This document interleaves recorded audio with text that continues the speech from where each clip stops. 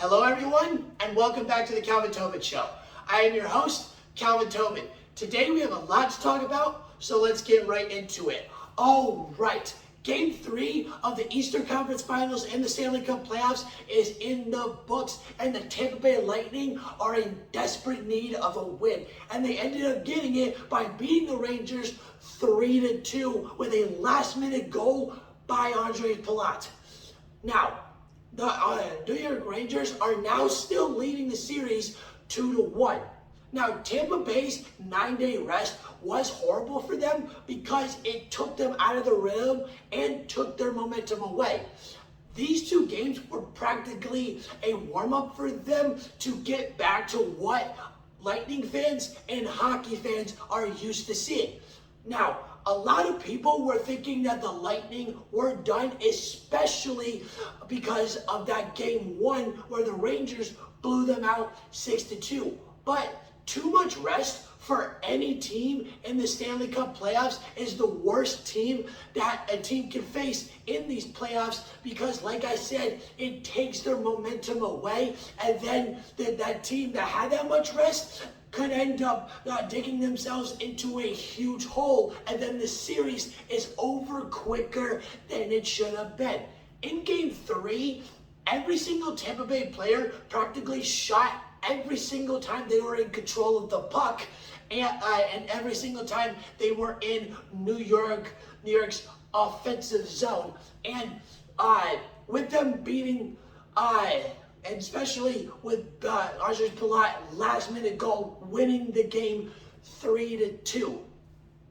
Zibanejad and the kid line has been the strongest suit for these New York Rangers through the season and through the playoffs, because they have especially against Tampa, because they have beaten Tampa every single time that they have faced them, except for this Game 3.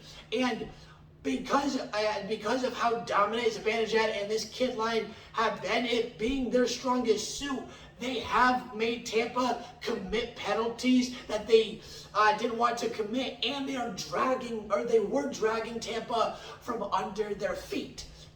They have outperformed Tampa this entire series, and they're making Tampa pay for it. But this Game 3, we saw Tampa back to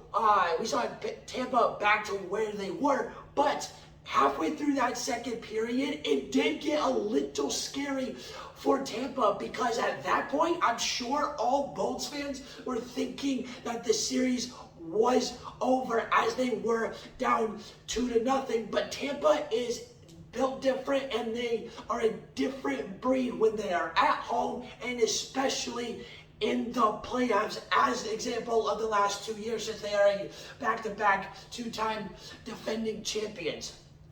With Tampa, if they can learn how to control themselves when it comes to penalty killing and not fall into the Rangers' trap, they can make the Rangers think, and they will put the Rangers in danger for a fact. And this Lightning can have every momentum going their way, having the hype and all the momentum shifted their way of this series. And this series will for sure go 7 games without a doubt if Tampa can tie it in Game 4. Now, attacking and diminishing defenses is what the Warriors are built on, as they destroyed the Boston Celtics in that second half in Game 2, whooping them by 19, winning 107-88. Now, this series is going to be crazy to watch, because now the series is tied up, at 1 apiece, going back to Boston, and now each team knows exactly what to expect from each other in this game. Game 1, and the skill set has been flipped for both these teams, which has been interesting, because in Game 1, the Celtics were the better shooters, and in game 2, the Warriors were the better defenders. But in this game 2, this was a very inaccurate game, as the Warriors only shot 45% and the Celtics shot only 37%, even though that Curry did drop 29 points on them, and the Warriors smacked them in the mouth for payback after they got smacked in the mouth from game 1. This series is going to go back and forth because now these teams know what to expect from each other. They played each other for 2 games and they know what's going to happen and how each other plays. And this series, I got the Warriors in 7, but it will be a very seesaw series. And in this series as well, there are 3 players that we need to keep an eye out for, especially in game 3. The first player is Jason Tatum. Yes, he did drop 28 points, but throughout the game, he was making poor shot selections as he went 8 for 19. He wasn't slowing down enough and opening up the offense for better chances to score. If he can do that, then the Warriors are in trouble. But the other 2 players that we need to watch in game 3 is Klay Thompson and Jordan Poole. If Klay Thompson can be the guy, because he only got 11 points in game 2, which is atrocious and very unusual for him. Because if Klay can be that secondary shooter that Curry knows he can be, the Warriors will be the champions. And with Jordan Poole, he has proven that this NBA Finals pressure and has been no issue to him. He has also proven that he is Splash Brother number 3. So we got an entire trio of amazing shooters, because Jordan Poole did get 17 points, but the consistency is not there just yet. If he can stay consistent, that's where the Warriors will find a way and possibly beat the Celtics quicker than 7 games. Now, consistency is the key to any type of success, and Patrice Bergeron is the definition of consistency on winning the Selk Trophy, as he has now won it a NHL record 5 times. Patrice Bergeron has been an unbelievable two-way forward, full of skill, showing it year in and year out. And he has made this Boston Bruins team a better team for it. And with what Patrice Bergeron has done, he could have not done it without the help of Brad Marchand and David Pastrnak at his side.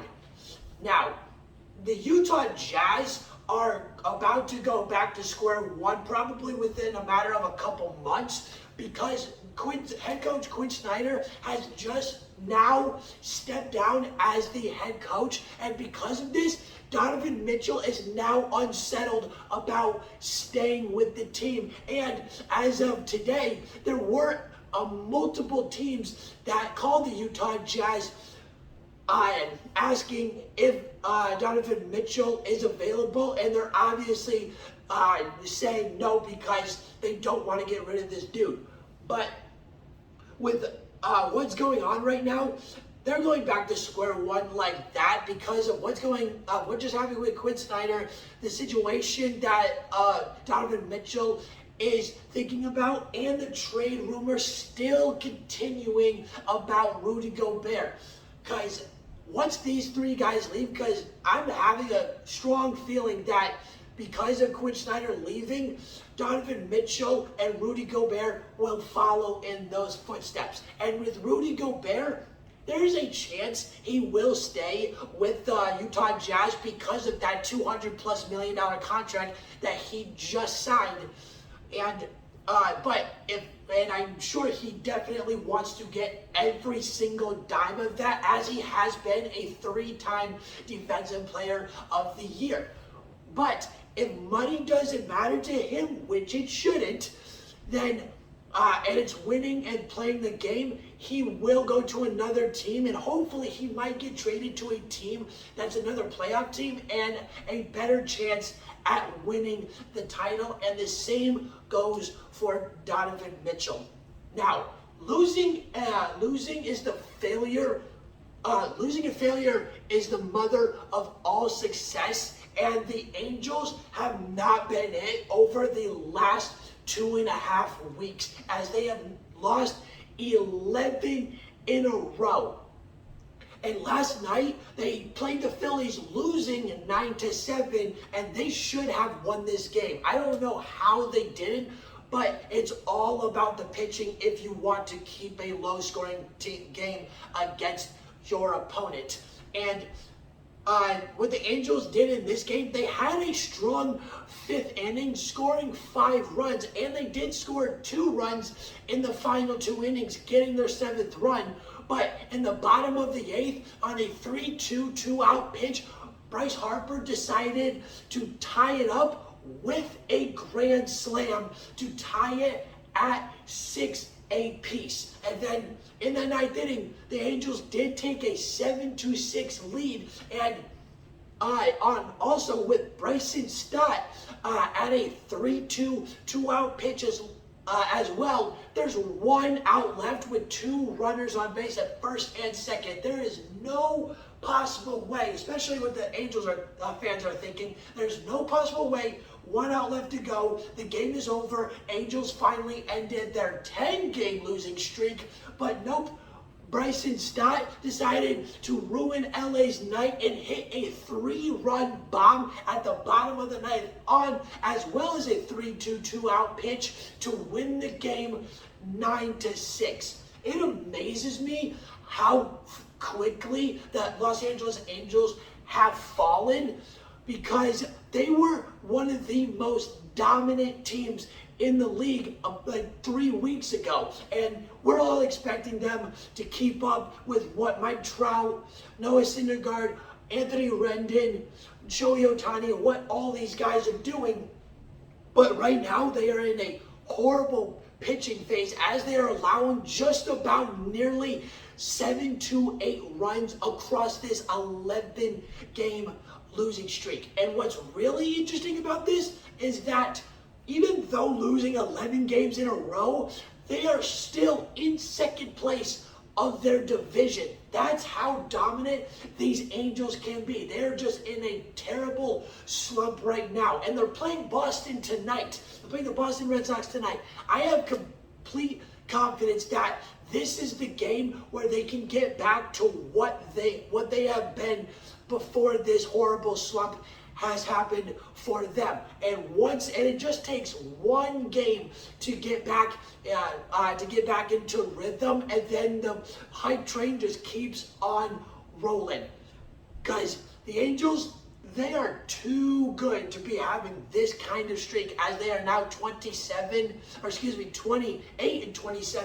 Because once they can get that 1 win, then they're back to their normal selves, and then I don't know if they're gonna get back into 1st place, because the Houston Astros are at 35 wins, so that's gonna be tough to catch back up. But I have complete confidence that the Angels can get back to where they used to be before all this started. All right, that's the end of the Calvin Tobin Show. Please follow me. Please subscribe to me at Calvin Tobin Show so you don't miss out on any sports news whatsoever. And please follow me on Instagram at Calvin Tobin Show as well, so you don't miss out on any sports news whatsoever. And I'm out.